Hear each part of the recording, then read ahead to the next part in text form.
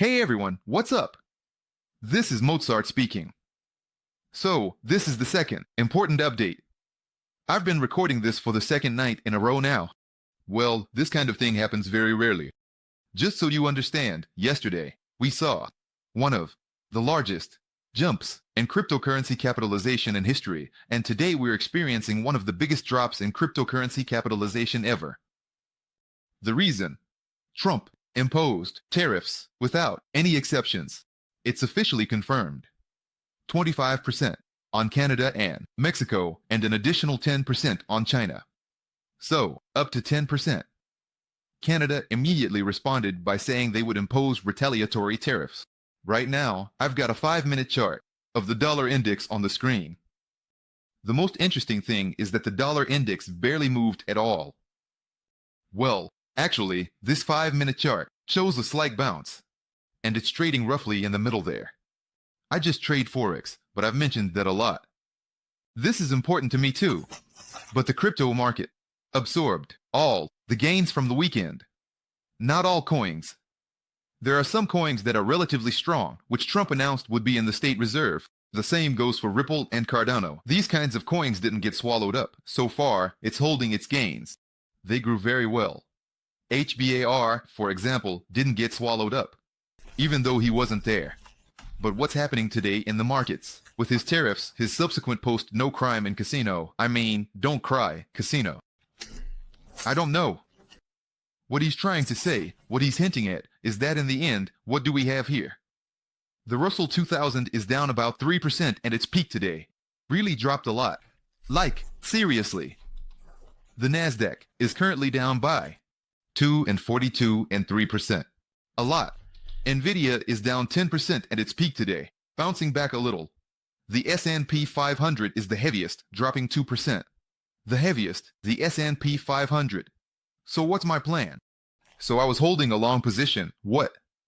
I was thinking about what long position to give you. At what price? 87, and there's 84. I said yesterday that it would be interesting in this range. I promised to give an entry point. Here's our entry point. 85 to 300. What's the situation here? So, you see it on the screen. Stop, trigger on the close. Everything's as usual. The length of the stop is like a dog candle. The volume is single. No changes. Nothing's changing here. The volume is single for now. If I need to add a double, I'll add it lower. Everything's as usual. In short, you can think about it whatever you want. Basically, just watch what comes out of it in the end. For now, that's how it is. How does it look on the chart? I don't know how. Today is going to close. There are 3 hours and 30 minutes left until the daily candle closes. Well, almost a full one. 4-hour candle. If it closes like this or lower, below the entry point, it won't be great. It won't be great then. Well, man, it's tough to analyze considering we're stuck between a combination. 30, 50, 100 moving averages above and below 200. Very strong moving. So, it's definitely hard to say that we're going to hit the height of this false breakout downwards. We can go. We can. Test this low and go. In the end, it could go down to 76, maybe 75, 74. That can happen. If the day closes like this or lower, it will be a complete engulfing pattern. If we buy back anywhere, higher up, well, it won't close like that. It looks bad right now. Somewhere at least around, I don't know, well, 88 at a minimum. It's better to close above 90. That would be the ideal option.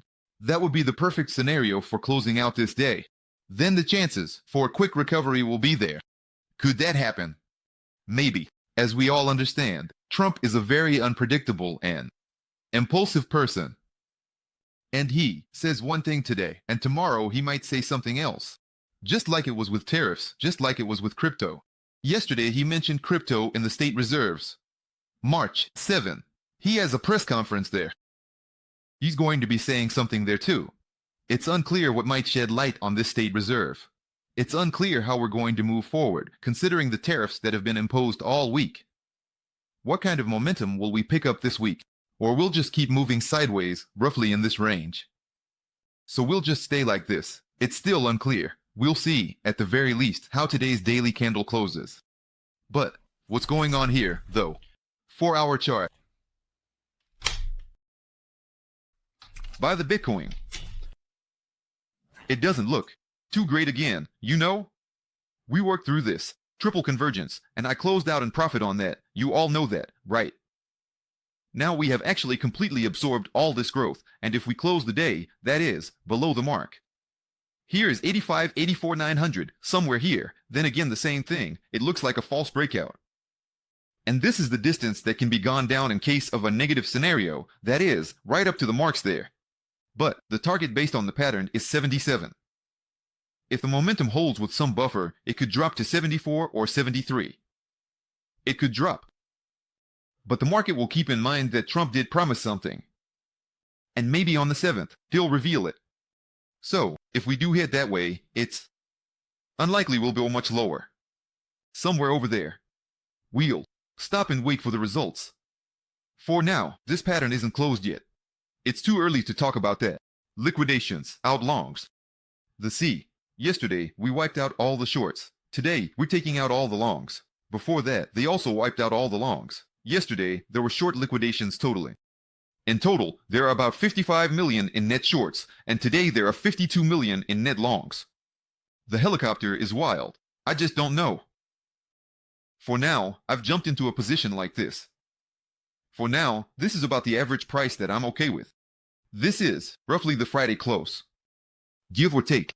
Well, Friday's close was around 84,400, and I jumped in at 85,300. Neither here nor there with the current volatility. This is generally a trifle, not noticeable. Later, total 3 altcoins.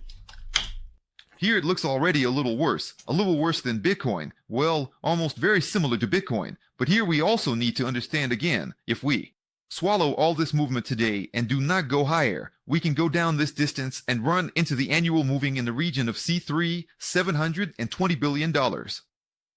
And then the scenario with 1 trillion, it will either drag on for a long time if we completely cover the previous weekly candle, or it will drag on for a long time, or it will be cancelled altogether, which also looks doubtful within the framework of the current weekly structure. Although that can happen.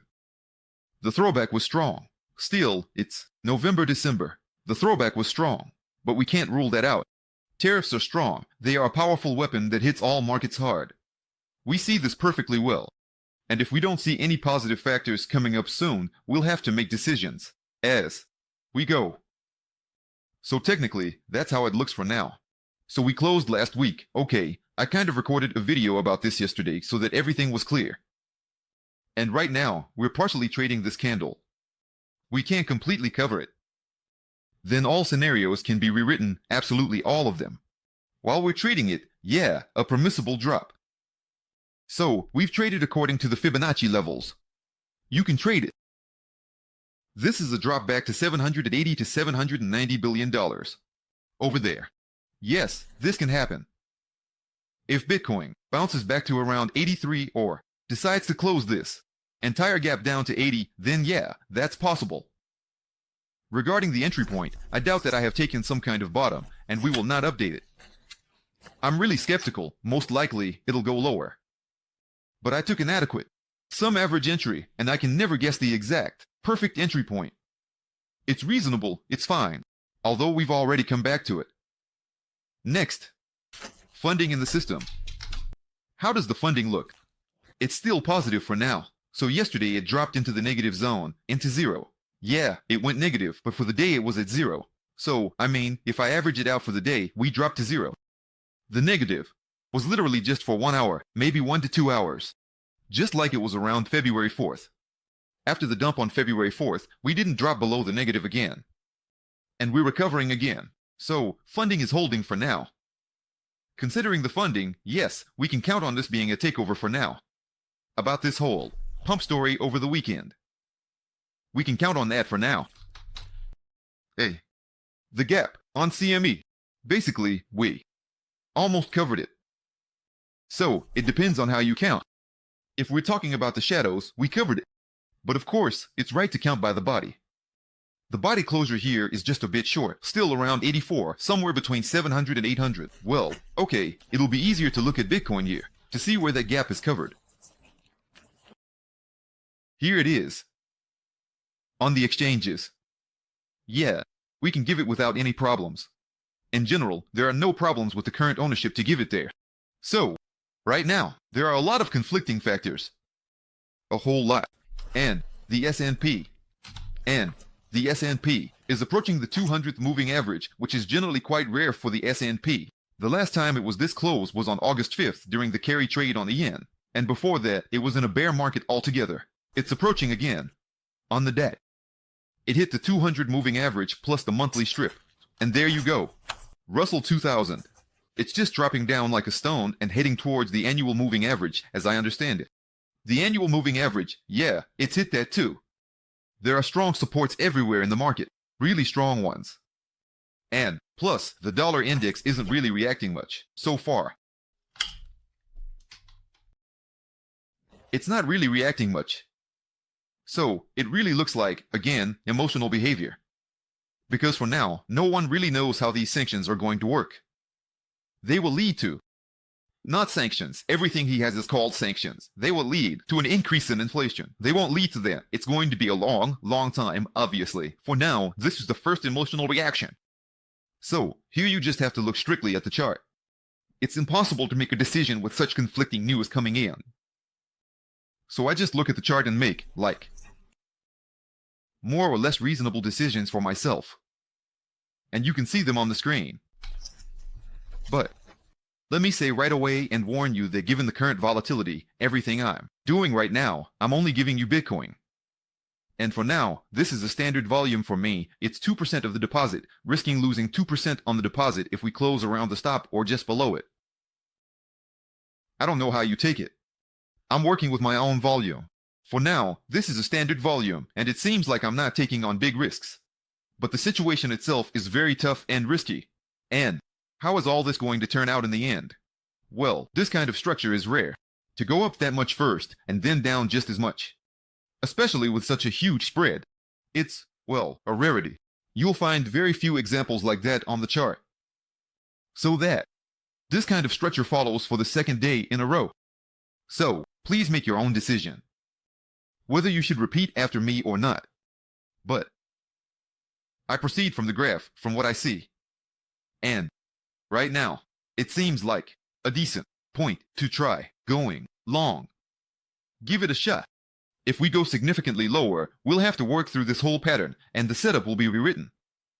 I totally allow for that. Right now, this is real.